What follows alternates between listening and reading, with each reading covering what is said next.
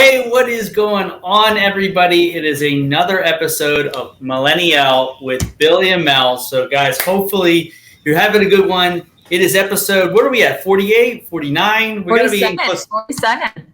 Okay, we're steadily getting closer to our 50th episode, so we're really excited about that.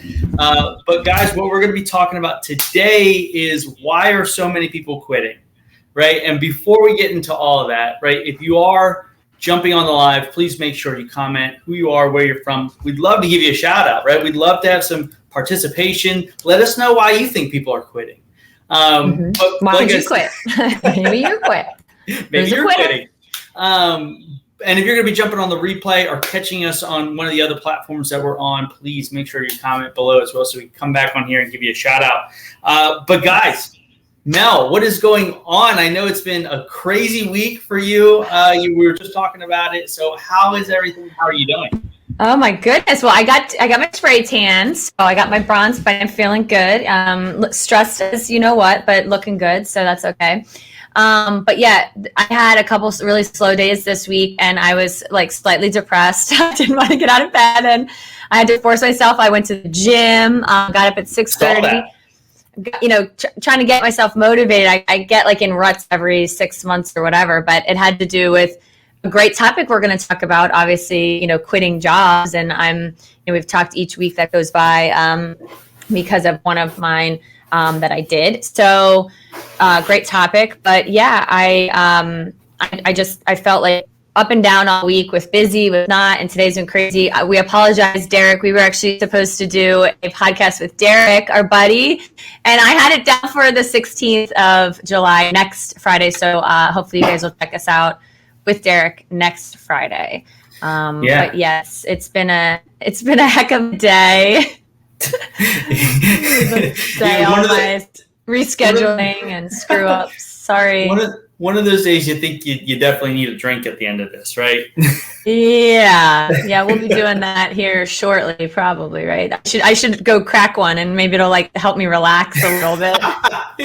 Probably, I mean, most likely, right? You could go get you an adult beverage, right? We can do that here on the Millennial, right? I should. Us millennials, we love good times. We love having a good, a drink, an adult beverage from time to time. So, I wouldn't be out of the ordinary, right? I would not. Who else is feeling it? Who else is feeling at 11 a.m. they wanted to crack a beer?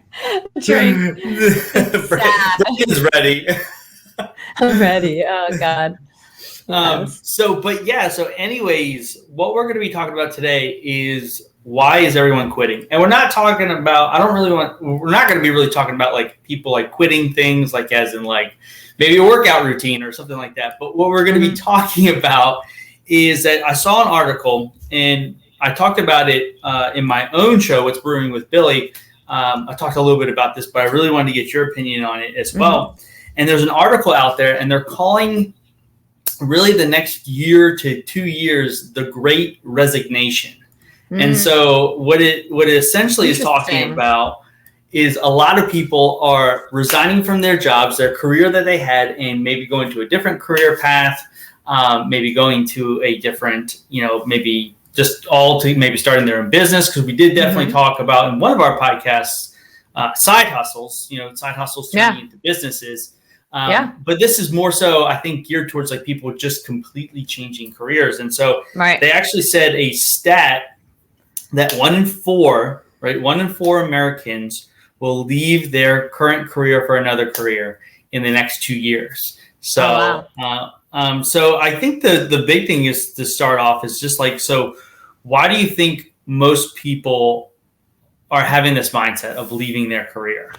Well, I mean, I think in general, but recently with COVID, I think we've all been under so much stress and our lives have changed, many of us, significantly. So I would think, and based on my own experience, that it would have to do a lot with, your happiness and how much stress maybe that you're under in that situation, that people are starting to realize I don't have to settle for low standard, like not being happy. I think we all got so burnt out from a lot of things, and stress, and we had those changes that that maybe it opened people's minds to thinking, life's too short, or I want to go for that, or take that leap, or take that chance, or why wait?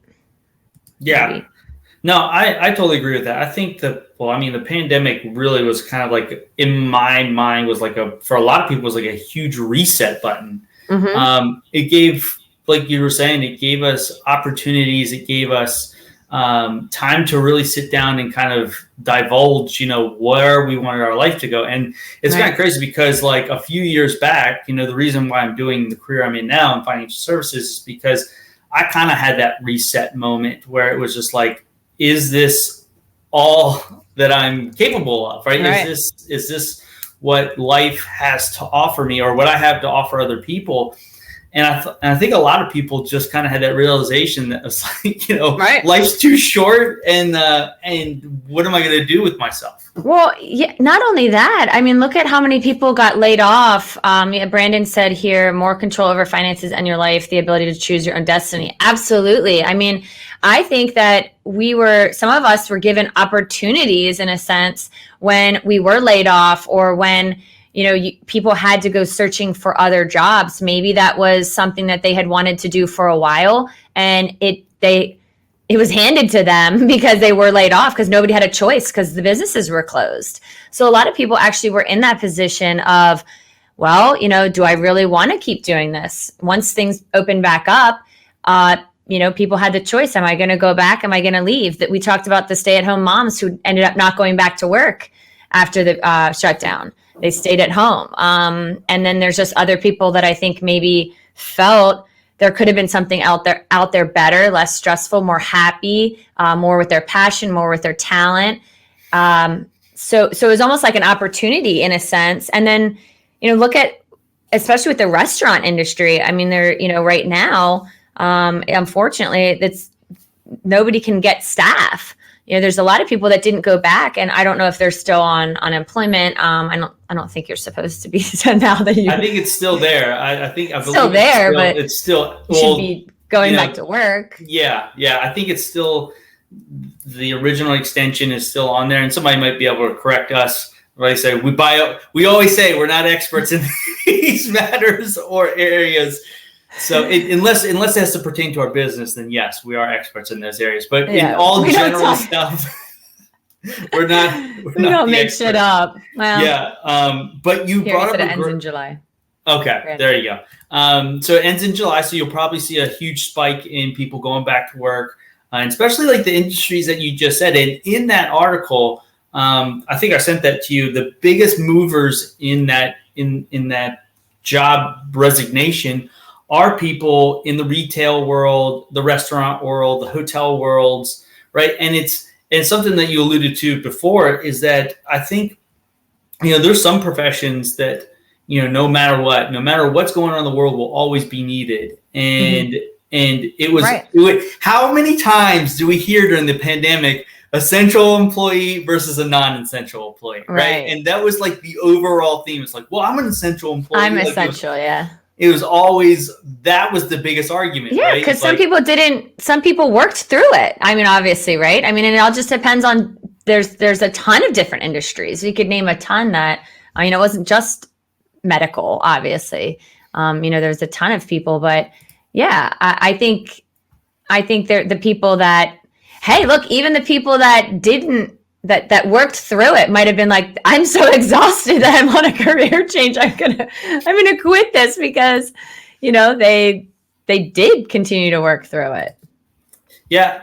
And it's interesting. Like, I think a lot more people got so liked actually working from home. I think before the pandemic, everybody was like, oh, working at home, like having work at home. Like I need that break between the two things. And I think for me, like I was already working from home. So are you, pretty much. So like we already had, like for me, I have a designated space. Like it's this office. Once I walk out of that door, I try to leave whatever, obviously work stuff happens outside this office, but I try to leave it, like if I'm spending time with Megan, like, or with family or friends, like I try to leave it in this office. And I think a lot of people are okay now with that, having that separation, but having it within the house. Yeah. I think that was huge because for some of us had already been working from home and maybe we had a better like a designated space like you said. I think that other people who were able to work from home started to really like it. I mean not only did like the positions changed and jobs changed, but I think we changed. I mean, a lot of us aren't the same person that we were. I mean, going through some of the same things and the growth that we have that, it could have been things that you were doing. People were at home and they were even realizing hobbies. They were not necessarily doing things when they shouldn't be working, but there could be things that because you are at home and you have less of a commute, or you're saving money on gas. I mean, there's definitely so many things that could affect, doing more things, doing different things. I think I saw something where the guy was working from home and he would take breaks and practice his guitar or something, and then he ended up, getting into doing more things with guitar and giving lessons, and then it sparked because he had that more time and opportunity. He kind of took that further because he was home. Yeah. Yeah, no, I like the fact too. It was like it's trying to keep as much structure as I possibly can in like a work day, because like when you work, if you're self-employed, right, you kind of just work for yourself, right? You work when you're, when you have appointments and stuff like that. Mm-hmm. So it's not like a traditional 9 to 5 type of job. But if I don't have a lot going on that day, I try to keep as much structure in that day as I possibly can. Mm-hmm. Like I'll have like a lunch break. I'll have like a 30-minute, Right. like where I'll go like watch, something on TV while I eat my lunch and then get right back to work.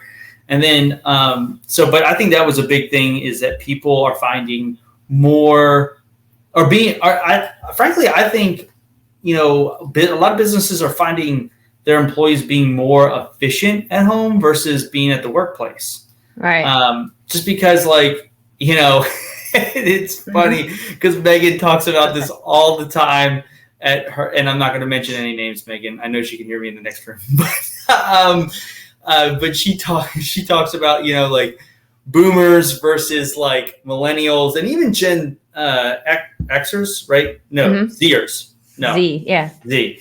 The generation before us, it's like Megan is like, I can just get it done, right? I can just get all the work done. And then like, it's like the boomers, they want to sit by the water cooler. They want to talk about like what they watched on TV the day before and stuff like that. And we're just like, hey, we just want to get this work done. We want to get out of here, right? We got a party we have to go to. Yeah. So, I mean, maybe it's being more efficient. I think people are like, well, maybe I don't have to work a full 5 days or 8 hours a day or 10 hours a day. I can, we were just on the way home. We went to the gas station to get Megan some gas, and we were at Cheats. And I was, how they have like in the little TVs, or like when you're getting your gas, they have like a little TV in there and stuff like that. And they were advertising for working there, and they were advertising that their supervisors only work 4 days a week. They work 4 10-hour days and have 3 days off. I thought that was, I think that's a direct kind of response to what we just went through. Right. Oh, yeah. I mean, I think that there's a lot of opportunity. Like I said, some of the businesses can't find help. So they're putting things out there that are maybe better opportunities than someone has right now, and I think that there's people, especially with the restaurant and the, the retail and all those things, like we said, there might be something that you see that's a better fit time-wise, or what you're actually doing, or money, obviously. It's almost like after unemployment and after the shutdown, maybe there's things that you would have never taken, that you never would have seen something else out there. But now there's so many things that are popping up right in our face. Hey, we're hiring. Hey, work for us. And maybe they wouldn't have done it, taken that, like question their job, maybe, let's just say, because they were like settling or being complacent. But now there's other opportunities out there that might be better. I also think, just to kind of go along with that point, the stat is, and I'm sure Brandon, who's an avid watcher of us, will probably correct me in some form or fashion on my stat. But we love it. I love it, Brandon. I love the challenge. But it's an estimated 9.3 million jobs are available. Obviously, a lot of those probably have to do with retail and hotels and stuff like that.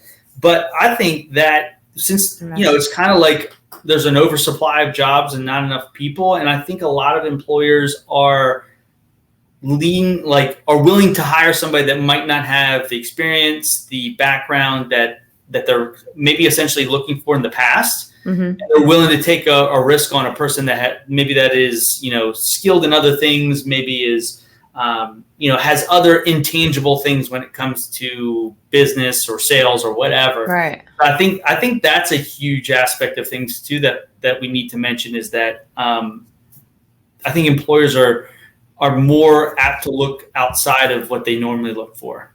Right. And I mean, I think too, what I was gonna say was people, interesting enough, maybe when they were working from home, they liked working from home, or they were better, or, maybe offices are no longer having offices anymore and people have to work from home. So they're closing their offices, which we've talked about. There might even be people who don't like that. I mean, there's definitely people who need structure and want to get out of their house and I want to go to the gym before I go into the office.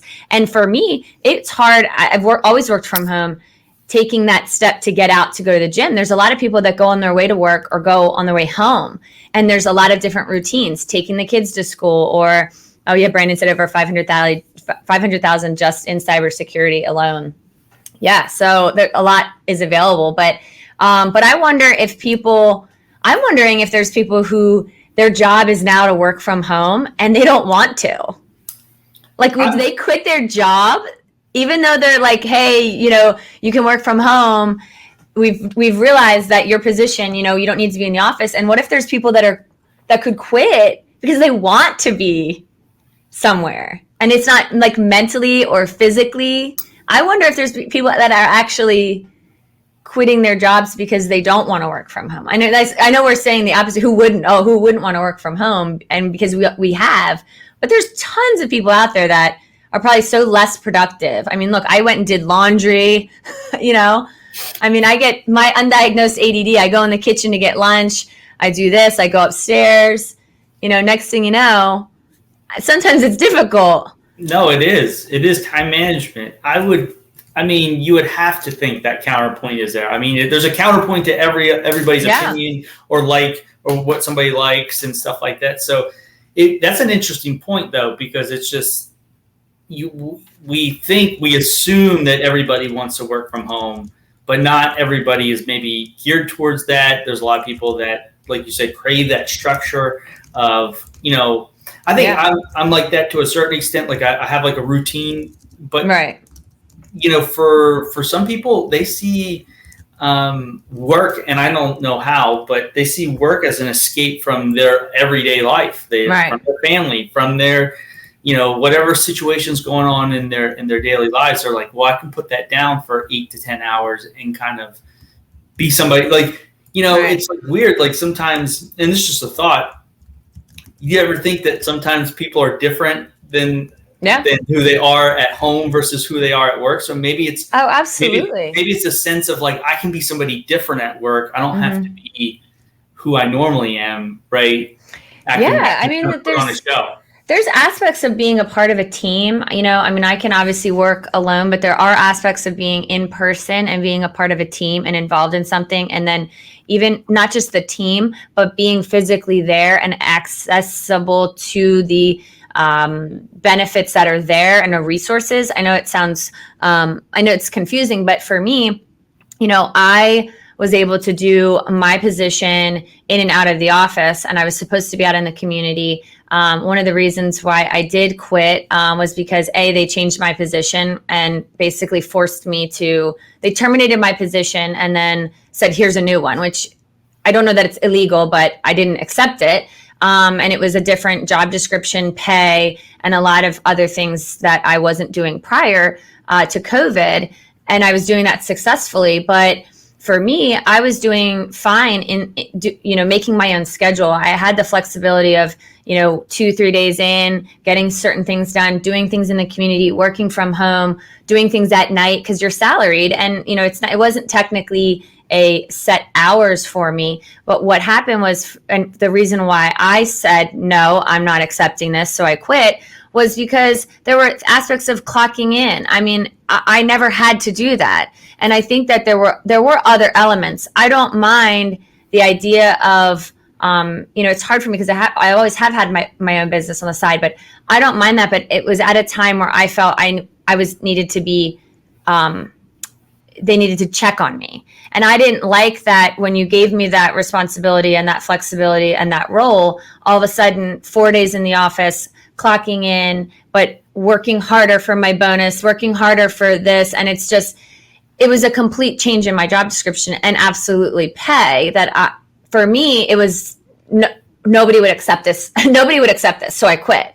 But there were things that I honestly did have to go there for and do. And, but my position wasn't necessarily in the office. And I think that there are times where people who are there don't like the fact that you don't have to be in the office too. Oh yeah. That's a huge problem. And that's a lot of generational stuff too. That's, I haven't worked in an office setting in a long time, going on like 3 or 4 years now. But like when you talk to people, thank you, Brandon.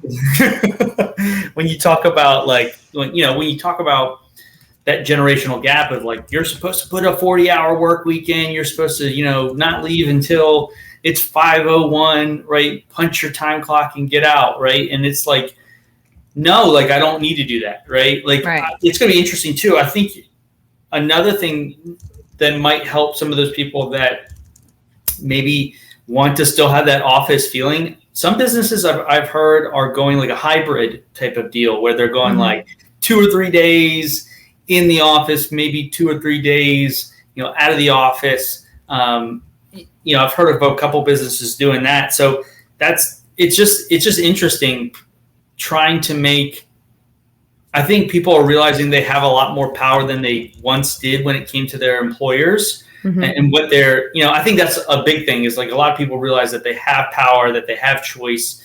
Maybe it's something they're passionate about that they want to explore, kind of like you were talking about before. But I think people are realizing, hey, I'm not going to be held hostage anymore. It's not just about paying bills. Maybe it's about being happy. Well, yeah, you hit the nail on the head. I was just going to say that was because at the time when I was going through my divorce and after, my business really wasn't doing anything. I had to close my retail shop. My income was really low, and I ended up, that was the reason. And we spoke about that. It was a great time. It was a great opportunity for me. It fit well in that I could do my business part time and build that back up. And then obviously COVID hit. But at the same time, it served.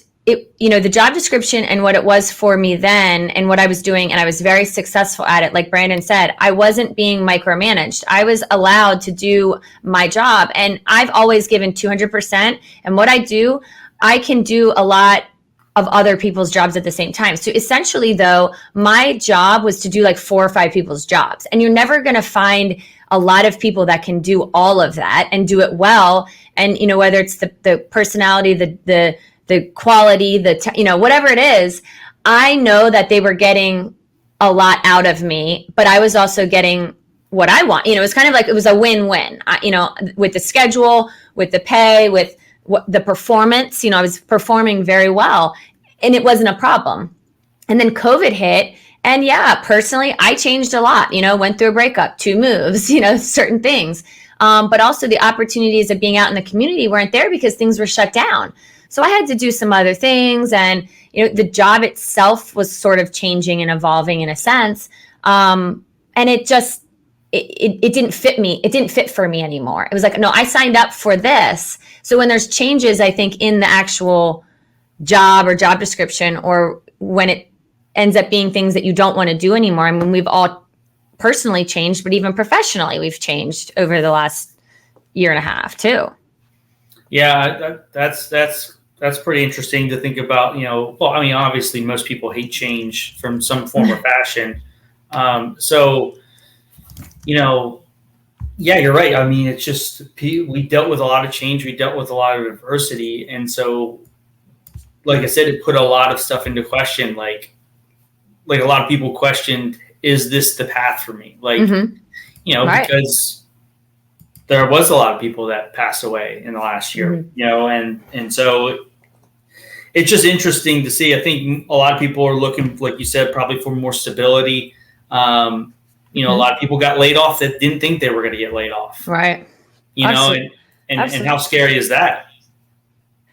Yeah. I also think that very scary. And I think that it made you really have to, you know, figure out prioritizing things and how to, you know, get your, you know, bills paid in certain aspects. But I also think for me, I definitely got thicker skin. You know, I hardened a little bit because of personal things that happened and just overall, you know, we've been, it was just a stressful time and there's so much controversy and we saw so much with media and, you know, and even after, you know, with elections and all, and the politics and, you know, so much going on and culturally and everything.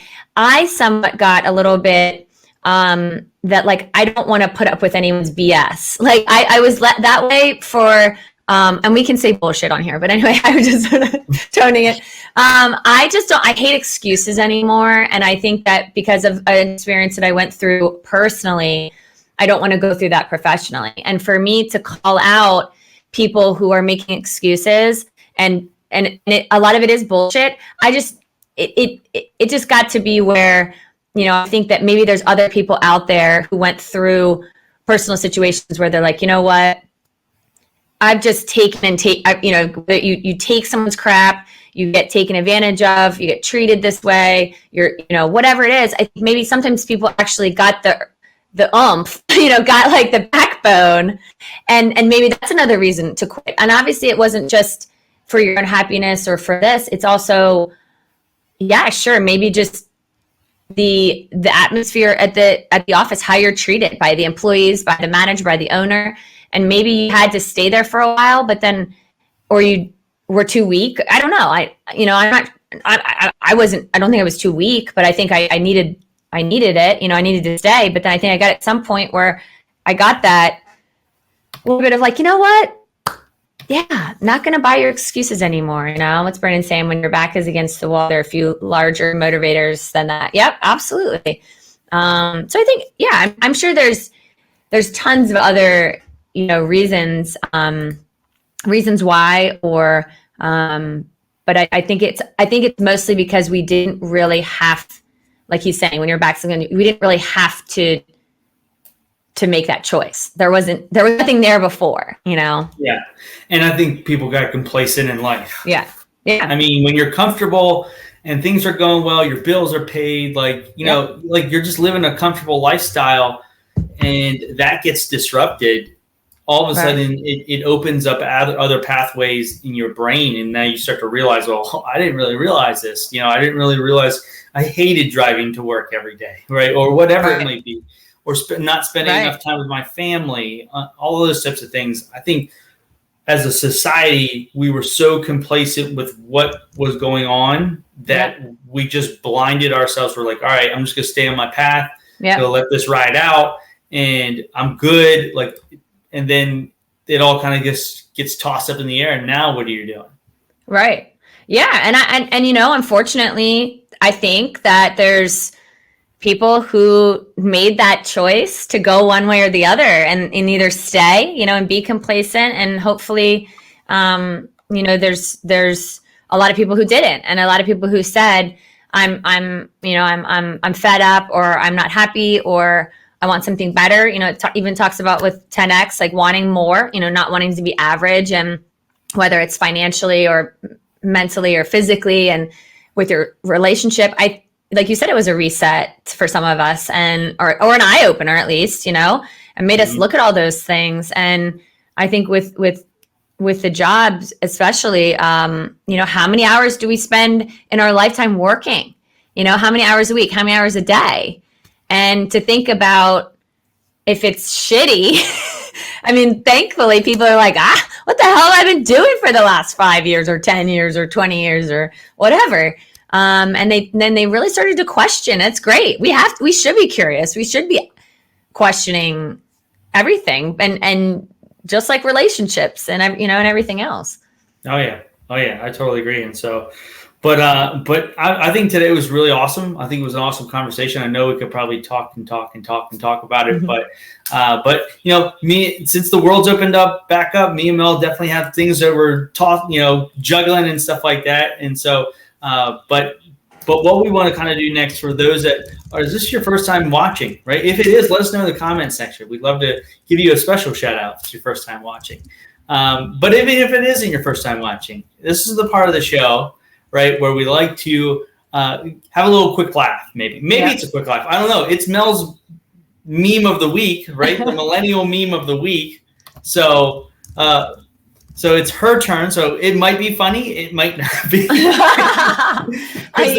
Because the power behind this is I don't know what she's going to present as a meme, and just vice versa. Next week, I don't know or she doesn't know what I'm going to post. Yes.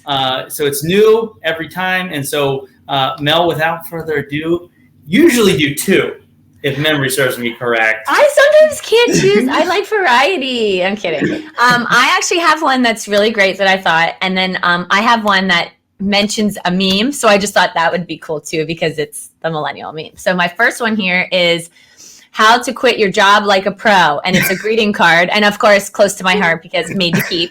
Shameless plug. You should. Totally. Card on the cover says, "Sorry for your loss." So you think it's a sympathy. And then it opens up and it says, "It's me. I leave in 3 weeks. Todd." Bye. So it says, "Sorry for your loss. I leave it through. It's me. I'm your loss." I think you need to add that to the repertoire of made to keep. It needs to have its section. You can custom make them. I didn't even think that to have that. I mean, I have some pretty interesting. I even have some naughty note cards, but I will consider that. But here's my next one, and it's Drake, and it's the pictures with memes of Drake. It says, "Giving your boss a formal letter of resignation like a professional employee," and it's Drake, with his hand up, and then it says, "Quitting by using a meme," and it's just him loving life with the shooting his shot. So you have to see it. We post them, but since it said quitting by using a meme, I had to share this one too. So. Oh, it's Kimberly's hi, Kimberly. First time for watching. Awesome. Thank you. Thanks, Thank you for jumping on. We really appreciate it. Let us know what meme you liked, guys. If you're watching this right now, which meme did you like in the comment section? That'd be pretty cool. But there is another point of the show. Since Kimberly is your first time watching, there's another moment. Mel on certain weeks gets to double dip, right? She gets not only the millennial meme of the week, but she also gets Mel's moment, right? It's the end of the show where Mel gives us some piece of advice. Mel's moment. And if there's anybody out there that's musically inclined, we need some jingles here that we can play with these. But anyways, like I said, it is Mel's moment where she gets to kind of lead us into the weekend. That's the best way to describe it. She leads us into the weekend with some form of advice. So Mel, take it away. Well, so I am gonna do. It's the first country concert, I think, in Hershey. It's Luke Bryan, and I'm gonna do a little tailgating or meet up with some friends. So I just think that if it's your time to quit, it's your time to quit, and you should go with your gut. And we're quitting early today so that we can, we're not quitters, but, I definitely think for whatever reason it is, stay true to your heart and go with your gut, we won't think less of you if you're a quitter. Yeah. To better yourself, There's certain things in life you should quit. Yes. There's certain things in life you should quit. It's okay. It's okay to quit. So, that's what it's going to be. That's it. It's okay to quit. Yes. And if you're looking for cards to send to your boss, please reach out to Mel. Quit responsibly. Thank you, Brandon. But make sure you reach out to her. I'm sure she can make a card for you to quit very elegantly to your boss. Yes. That would be pretty funny. So, but anyways, guys, hopefully you enjoyed today. Why are people quitting? If you did, let us know in the comment section. Like this, share this. Go check out our Facebook page.